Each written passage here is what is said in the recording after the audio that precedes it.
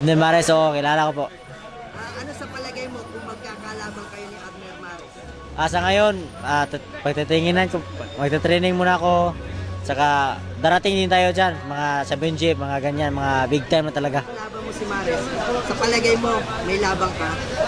Sa tingin ko, kaya ko, pero kailangan natin pagtrainingan para manalo.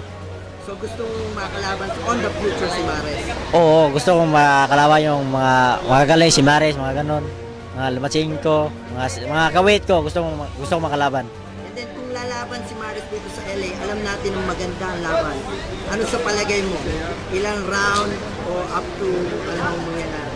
Wala akong prediction sa kanya kasi mga galing lahat eh. Kaya kailangan natin pagbutihin na lang at mag-training. Mares, gusto ko na makalaban sa susunod kong laban dito sa Amerika. Laban si Magsayo at Mares, anong nakikita mo sa kanila? Magandang laban, excited. Sana magandang laban at excited at abangan nyo yan. Kung pindi ni Sir Ala at saka ni Sir Mike, yan ang natin. Kasi sabi ni Magsayo, gusto niya makakalaban si Mares sa susunod niyang laban dito sa Amerika. Ano sa palagay niyo? Kung gusto sa bata, depende, kung may big opportunity, depende sa Ala Promotions at saka Sir Ala kung gusto ba nilang lumaban.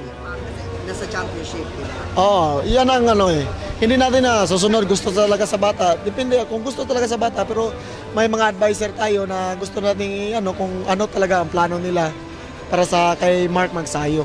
Pero it's a good fight. It's an exciting, magandang laban yan. Para sa boxing fans, abangan nyo yan kung magkatutuloy. Matuloy.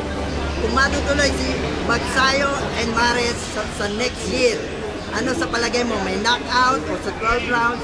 O anong round ang papapatumba ni Magsayo si Mares? Hindi natin masasabi na man-knockout ni Mark Magsayo. Basta magandang laban.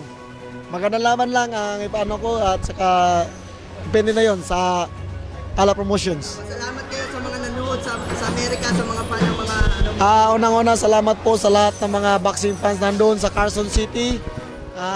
Salamat sa suporta niyo sa Pinoy Pride 33 po. In behalf of Ala Boxing Gym, our chairman Antonio Lopez Aliger and our president and CEO Michael Aliger, maraming salamat sa inyong lahat at sana suportahan niyo palagi ang Pinoy Pride.